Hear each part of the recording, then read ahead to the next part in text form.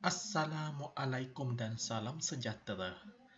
Kali ini kita bersambung, kita pergi kepada aktiviti 3.9 muka surat 58 yang terdapat dalam buku teks. Kita jawab soalan 2A, B, C sahaja. Okey, ini soalannya. Menyelesaikan masalah berkaitan bilangan zarah, bilangan mol, jisim bahan dan isi padu gas pada STP atau keadaan bilik. Okey, baca dan jawab soalan berikut. JAR sudah dibagi semua. Pemalak Avogadro sudah dibagi. Isi padu molar sudah dibagi. Jadi, tinggal kita menyelesaikan soalan. Okey, hitungkan bilangan atom yang terdapat di dalam bahan berikut. Okey, bahannya ialah 6.75 gram aluminium. Jadi kita tengok dulu macam mana kita mahu selesaikan soalan ini. Okey. Kita guna warna hijau lah berdasarkan nota yang dibuat sebelum ini. Okey, jisim molar, bukan jisim molar ya. Jisim bahan kita sudah ada. Yang kita tidak tahu bilangan atom. Ini yang dia tanya. Sorry ya, bukan warna ni. Oish. Yang kita tidak tahu bilangan atom. Ini yang dia cari. Okey. Kita selesaikan dulu. Kita cari dia punya JAR. JAR kita sudah ada. Cuma kali ini kita akan cari jisim molar lah. Jisim molar berdasarkan JAR kita dapat 27 gram per mol. Jadi bilangan mol boleh didapati dengan mengira jisim bagi jisim molar dan kita ambil 6.75 gram dibahagi dengan jisim molar yang kita dapat tadi dan kita kira-kira kita akan dapat 0.25 mol. Kawan hitam 0.25 mol. Jadi dari sini kita boleh dapatkan bilangan atom. Bilangan atom yang kita tidak tahu. Sebab dia berdiri sendiri, aluminium dia sejenis unsur, maka kita kiralah bilangan atom. Maka kita kiralah dari sini bilangan mol kali dengan nombor Avogadro. Okey, bilangan mol 0.25 mol kali dengan 6.02 kali 10 kuasa 23 per mol dan kamu akan dapat 1.505 kali 10 kuasa 23 bilangan atom. Okey, dapat sudah dia punya jawapan. Jadi seterusnya kita beralih kepada soalan nombor 2. Okey. Pertama sekali ialah kita cari JMR untuk gas amonia. JMR. Jadi dari JMR kita boleh dapatkan jisim molar. Jisim molar 14 tambah 3. Ini dari JMR. Okey, gram per mol. Okey, kemudian bilangan mol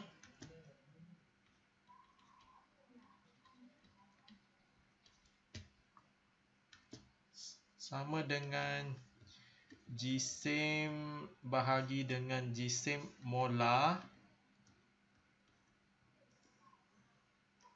Okay, 5.1 gram berdasarkan soalan bahagi dengan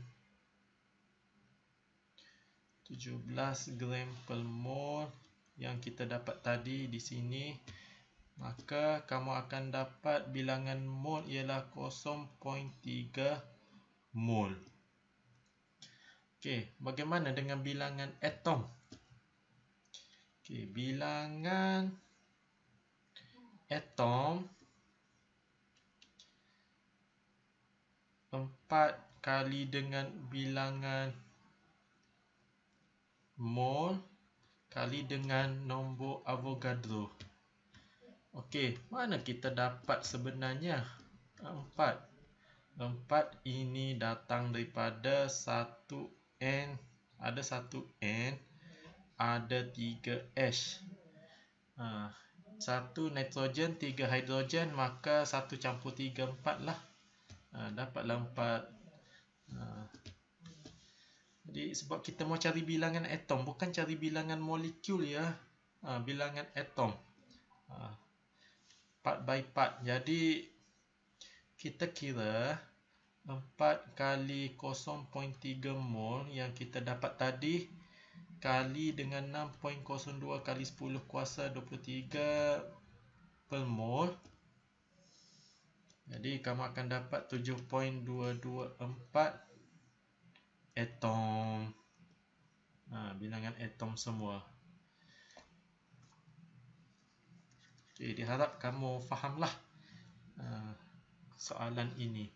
Okey, kita hitung isi padu gas berikut pada STP. Isi padu gas kita tidak tahu berdasarkan STP. Jadi berdasarkan jisim gas nitrogen kita boleh dapat isi padu gas melalui perantaraan bilangan mol. Jadi pertama sekali ialah kita cari jisim molar melalui inilah JMR, tapi kita teruskan kepada jisim molar, sama juga tu. Jisim molar 2 kali 14 sebab ada 2 nitrogen, sebab tu kena kali 2, sama dengan 28 gram per mol. Okey, dari jisim molar kamu boleh dapatkan bilangan mol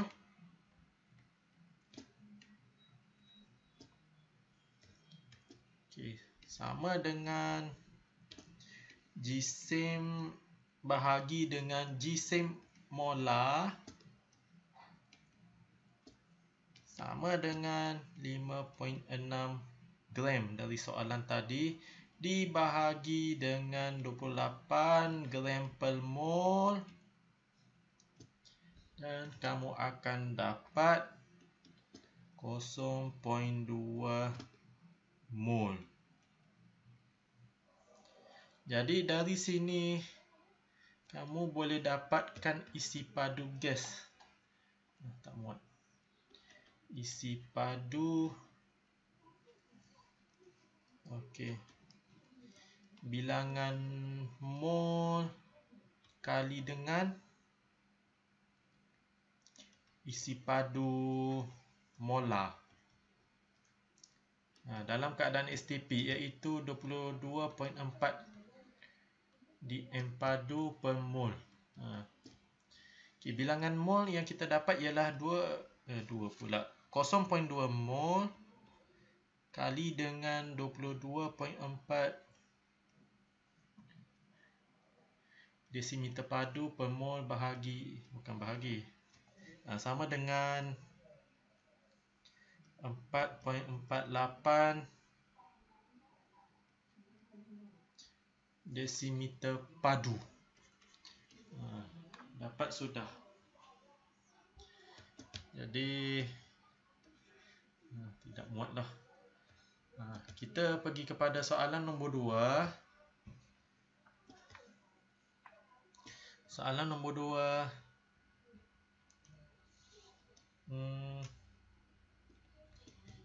Kita cari dulu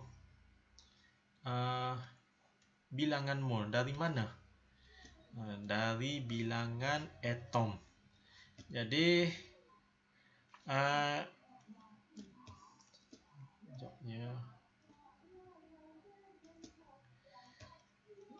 bilangan mol kamu boleh dapati dari bilangan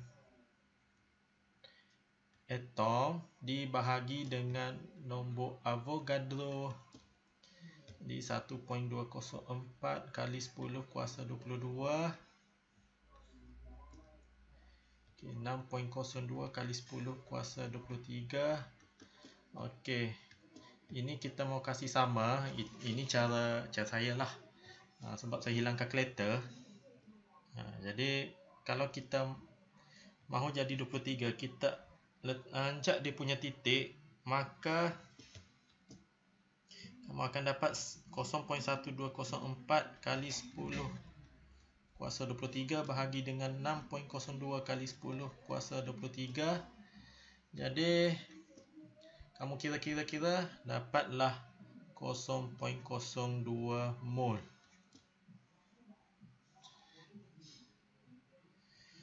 Okey, dari bilangan mol kamu boleh dapatkan isi padu gas helium. Jadi 0.02 kali 22.4 dapatlah 0.448 di M padu. Okey, kenapa kita tidak kali dengan 2 di sini? Sebab dia gas kan. Kita tak kali dengan 2 sebab gas helium ini dia berdiri sendiri. Nitrogen tidak. Nitrogen dia kena dui atom, helium kena monoatom. Nanti dalam bab 4 kamu akan tahu tu kenapa. Okey. Ini soalan tricky sikit, susah sikit. Jadi kita tengok berapakah jisim gas oksigen yang mengandungi bilangan molekul yang sama dengan bilangan molekul yang terdapat di dalam 8 gram gas sulfur trioksida. Ini kita sudah ada bilangan molekul. Ini agak bukan tricky, tidaklah tricky sangat, cuma mengelirukan dia punya soalan. Samalah tu tricky. Jadi kita tengok dulu. Pertama sekali ialah kita dapatkan bilangan mol. Dapatkan bilangan mol setiap bahan, oksigen ataupun sulfur trioksida. Tapi kita mau cari mol untuk gas oksigen tak dapat sebab tiada maklumat jisim. Jadi kita guna gas sulfur trioksida lah. Jadi kita cari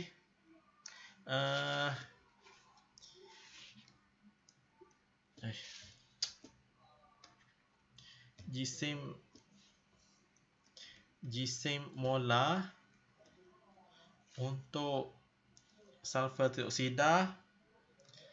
Jadi 32 tambah 3 kali dengan 16, kamu akan dapat 80 gram per mol. Dari sini kita boleh dapatkan bilangan mol. Okey, 8 gram bahagi dengan 80 gram per mol, kamu akan dapat 0.1 mol. Okey. Kemudian dari bilangan mol itu kamu boleh cari sudah jisim oksigen. Kenapa kita tidak cari bilangan molekul? Nanti saya cerita. Kita selesaikan dulu. Jisim oksigen. Okey. Bilangan mol kali dengan jisim molar untuk gas oksigen 0.1 kali jisim molar untuk gas oksigen berapa?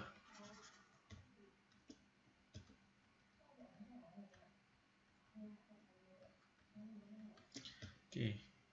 2 kali dengan 16 dapatlah 32 sebab dia ada dua atom di situ. Jadi kalilah dengan 32.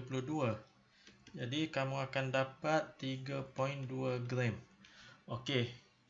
Kenapa kita tidak cari bilangan molekul? Kalau kita cari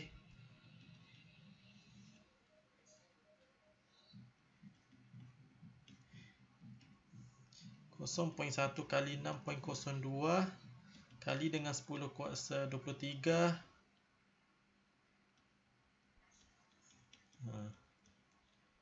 Sorry ya, ini jawapan akhir sebenarnya. Okey, kita dapat sudah bilangan molekul. Jadi kalau kita mau cari bilangan, bukan bilangan ya. Ini bilangan mol, sorry ya. Kalau kita mahu cari bilangan molekul untuk oksigen, sebenarnya sama je. Sama. Jadi dua kali kerja nanti. Jadi ini bukan salah. Tidak perlu. Analoginya begini. Kita mau cari sedozen telur ayam dengan sedozen telur puyuh. Jadi perlu ke tidak kita kali dengan 12?